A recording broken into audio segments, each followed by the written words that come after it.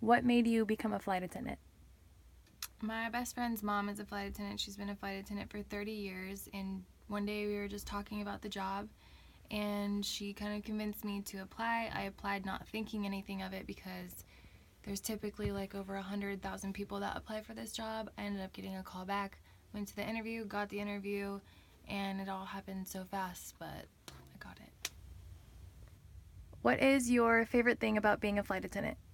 My favorite thing about being a flight attendant is being able to show my family different places around the world, and also something that is my favorite is being able to see families reunite with each other at the airport. What would you say is the hardest thing about being a flight attendant?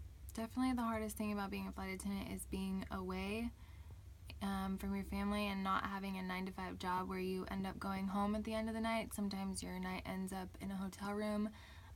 It's not all glamour like people think, but it obviously has its perks. But definitely being away and not having a set schedule for the first couple years.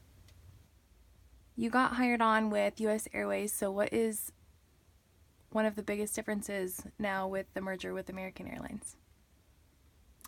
There are a lot of differences, just the way that certain things are run, but the big obvious change is, I would say, the uniforms. Describe what you were most nervous about your first day as a working flight attendant. I was just most nervous about making sure I was doing everything in order of how they do things because depending on how long the flight is, there's different types of service that you do. So I guess just I was more really excited, and I think my nerves took over, but just making sure I was doing everything right.